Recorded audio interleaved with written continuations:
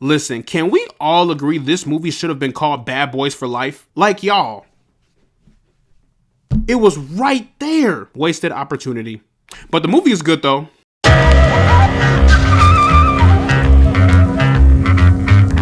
So Bad Boys Ride or Die is the 4th installment into the Bad Boys franchise. The film is directed by Adil El Arbi and Bilal Fallah. I feel like I just butchered their names, so I'm going to paste it right here or there somewhere just so y'all know. But the film stars Will Smith, Martin Lawrence, Eric Dane, Jacob Scipio, and Joe Pantoliano. When their late police captain gets linked to drug cartels, wisecracking Miami cops Mike Lowrey and Marcus Burnett embark on a dangerous mission to clear his name. One thing I will say about the entire Bad Boys franchise is that this entire franchise has been pretty consistent. As far as great action, solid storytelling, and 2 great leading protagonists, you can't go wrong with Bad Boys. So if you enjoyed all 3 of those elements from the predecessor Bad Boys films, you are most certainly going to enjoy Bad Boys Ride or Die. First of all, the action in this movie is incredible. Now, throughout this entire franchise, the action has been very consistent and very engaging. But in Ride or Die, I think this might be some of the best action we've seen in the entire Bad Boys franchise. First off, those locked on POV shots were some of the best moments in the entire film. There is a segment in the beginning of the film and also in the final act of the film where you see this locked on POV shot from looking at the perspective of Mike Lowrey or even just the gun itself, putting the audience in the shoes of the character. Now, I am sure some of y'all have seen that video where Will Smith has like this bolted on 35-pound camera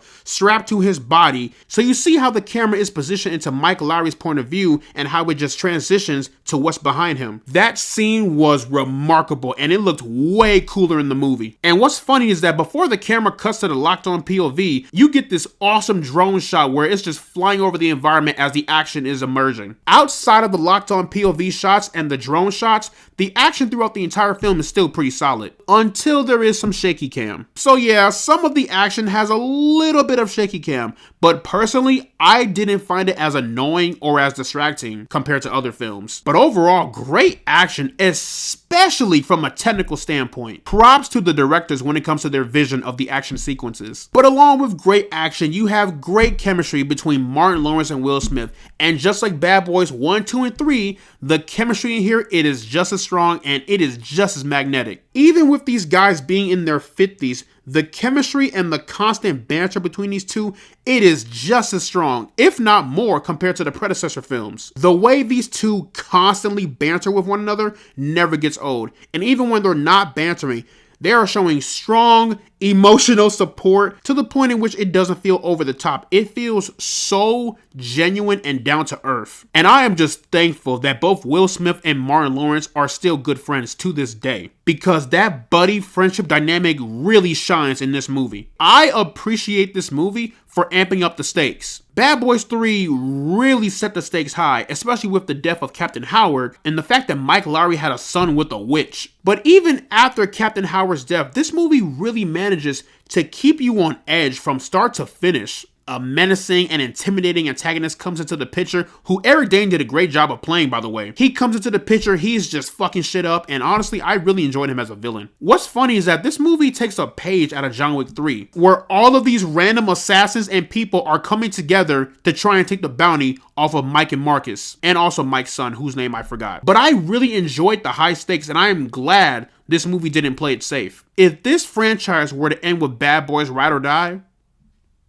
I wouldn't be mad at it. You could argue this is the perfect ending to the entire franchise. But given how much money this movie's gonna make, they're gonna make a Bad Boys 5. Like, it's inevitable at this point. Now, is Bad Boys Ride or Die the proper ending to this franchise because all of the character arcs came to a close? No, it is because they finally put some respect on my boy Reggie. Reggie is a character that we all love to clown and make fun of, but in this movie, yo, he has one of the best action scenes in the entire movie, and I am glad they utilized him. They took a U.S. Marine and used him to the best of his abilities. That scene was so good that people were cheering in my theater, like actually cheering. And also the humor in here is pretty damn good as well, but there are some moments where the jokes don't really land, but for the most part, yeah, they're pretty funny. And as y'all can already guess, the best jokes came from both Will and Martin. In fact, I'm willing to bet you that half of those lines were improvised. But that just further proves how immaculate their chemistry is. I think my biggest problem with this movie is that this movie introduces a